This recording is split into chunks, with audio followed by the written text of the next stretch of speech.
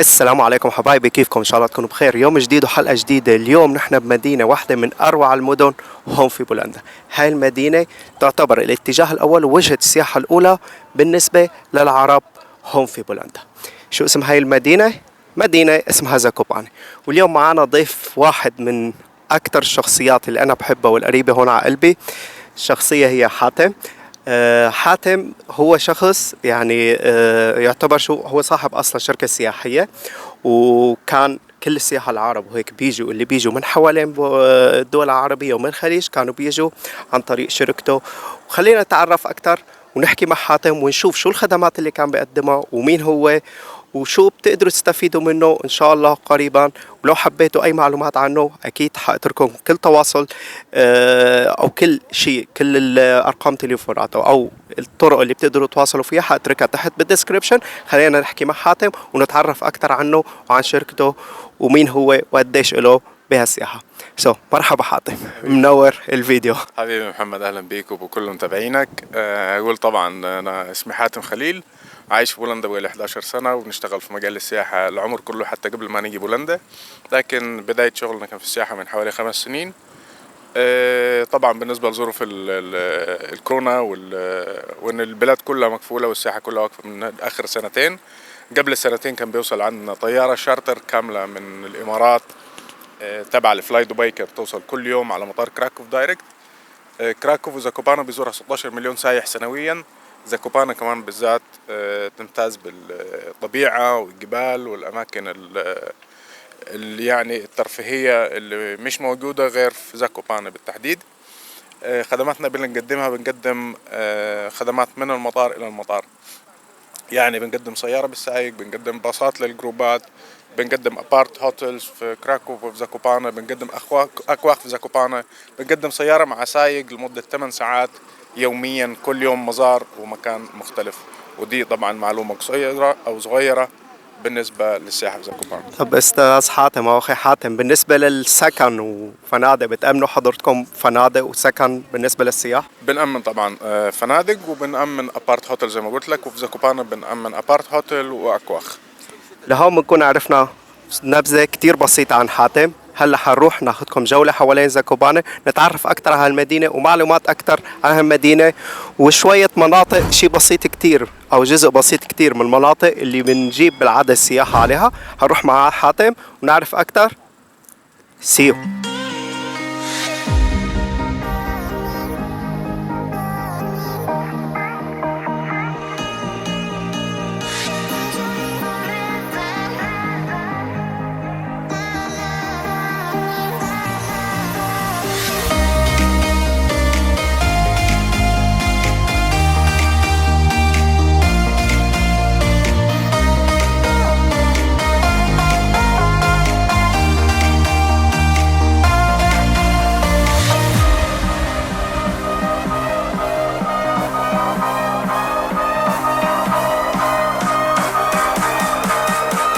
وصلنا يا جماعة الخير. طبعا ده الجوبا ووفكا من أهم المزارات اللي موجودة في زاكوبانا. الجوبا ووفكا اللي هو التلفريك بالقطار. هنطلع فوق ونوريكم المنظر من فوق.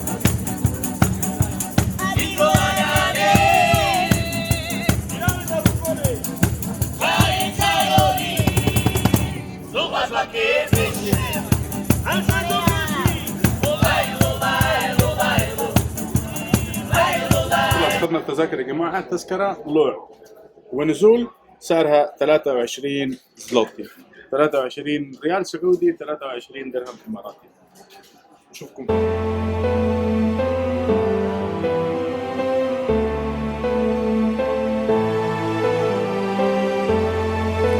طيب حبايبي، رجعنا لكم. نحن هلا بقمة جبل زاكوباني.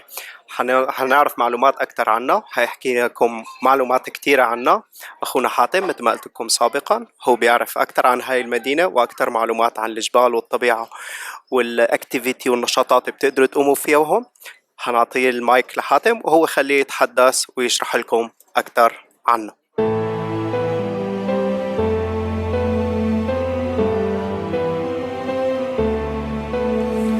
نقول عن زاكوبانا يا جماعة الخير. زاكوبانا زي ما قلنا هي زلامسي شرق أوروبا. مدينة على الحدود السلوفاكية تشيكية، فيها اكتيفيتيز كتير خالص. فيها 2 تلفريك مشهورين، دول اللي هم يعني ممكن نقول اشهر 2 تلفريك موجودين. هو الجوبا ووفكا اللي احنا فيه حاليا يعلى عن الارض او عن سطح البحر 1123 متر ارتفاع عن سطح البحر. طبعا في حاليا الزحليقه الصيفيه شغاله، احنا صورناها لكم برضو بالدرون، اكيد بتشوفوها. في تلفريك كمان اعلى من هنا بكتير اسمه كاسبروفيفيرخ. كاسبروفيفيرخ من اعلى المناطق الجبليه اللي موجوده في زاكوبانا. في عندنا بحيره اسمها بحيره الدونايتس، اللي هي بحيره او نهر بين ثلاث دول مختلفين، بين بولندا وتشيك وسلوفاكيا. ده يبعد حوالي 40 كيلو عن زاكوبانا. ان شاء الله كده نصورها لكم في المرات الجايه. شارع الكروبوفكي اللي احنا صورناه برضو مشهورين جدا الجورالي اللي هم بدو بولندا او بدو اوروبا، هم اللي عايشين في الجبال، بيقول عليهم بدو. مشهورين جدا بعاداتهم تقاليدهم، قريبه جدا من عادات البدو عندنا في بلادنا حتى، لكن دول ناس عايشين في الجبال اللي فيها ثلج، واحنا بدو عايشين في الجبال اللي فيها رمل. عندهم طبعا اكثر حاجه مشهوره احنا صورناها برضو، صورنا لكم الفرو، فرو الاغنام مشهور جدا، بيتعمل منه الفورير اللي هو اغلى انواع الفرو بيتباع في دول الخليج والدول العربيه. عندهم الجبن وعندهم جبن الماعز وعندهم لحوم الماعز مشهوره جدا، ودائما بيبيعوها في زاكوبانا من ساعه ما ابتدوا العرب يزيدوا فيها من حوالي 4 سنين. هي معلومات صغيره، ان شاء الله قريبا بنسجل فيديو تاني وبنغطي حاجات اكتر. خليكم معانا.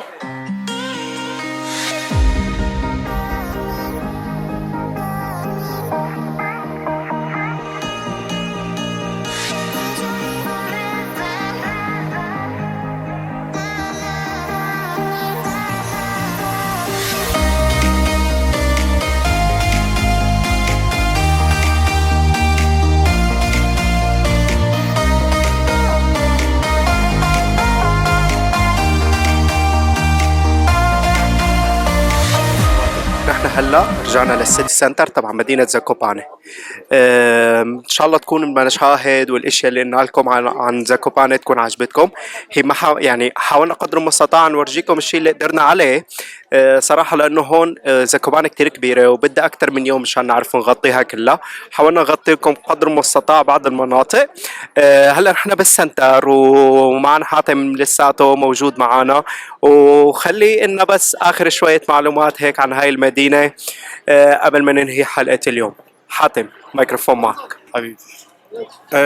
جماعة الخير، طبعا زي ما قلنا غير الجوبا ووفكا وغير كاسبروفيفيرخ وفي سبويف دونايت اللي هي رحلة النهر، في البيت المقلوب في زاكوبانا، في كذا كمان، في مورسكي اوكو اللي هو عين السمكة اللي هو طلع حوالي 8 كيلو بالحنطور و2 كيلو مشي. في أماكن كتير جدا جدا جدا حلوة في زاكوبانا، المشي فيها جميل. كل الأماكن الطبيعية الترفيهية للأطفال، مشهورين جدا بالأجبان بالعسل، العيشة الريفية زي ما قلنا.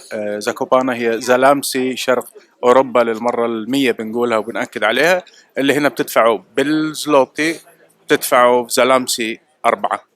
الدولة رخيصة، أمان، الشعب محترم جدا فوق ما تتخيلوا. نتمنى نشوفكم قريب، وسامحونا لو كنا قصرنا في أي معلومة، لكن بنحاول نغطي على قد ما نقدر، وأكيد لنا تغطية تاني عشان نصور لكم حاجات أكتر وأكتر. شكرا حاتم. شكرا جزيلا حاتم وصراحة مشوار كتير حلو معك وانبسطنا كتير بشوفتك. وهاي مش آخر فيديو، استنونا فيديو جديد قريبا كمان مع حاتم إن شاء الله حيعطينا معلومات أكتر عن بولندا. حنحاول نروح مدن تانية، وحتى المدينة نحن عايشين فيها هو كتير خبير فيها وبيعرف كتير معلومات عنها، كمان حنصور لكم فيها إن شاء الله ونعطيكم معلومات أكتر. إن شاء الله تكون حلقة اليوم عجبتكم، ولا تنسوا حيكون في فيديو كمان هيك قصير عن الستريت فود هون بزاكوبانا. يعني حاولنا قدر المستطاع ناخذ لكم أكتر من أكلة هون، لأنه هون مثل ما شايفين في مطاعم بس كمان في كتير قصص، وأنت ماشي بس بتقدر تاخذها وتضل ماشي. يعني هون بتكون نهاية حلقتنا، رب تكون حلقتنا عجبتكم، و see you. لا تنسوا قبل ما نقفل الحلقة حاتم لايك سبسكرايب وشير. سلام.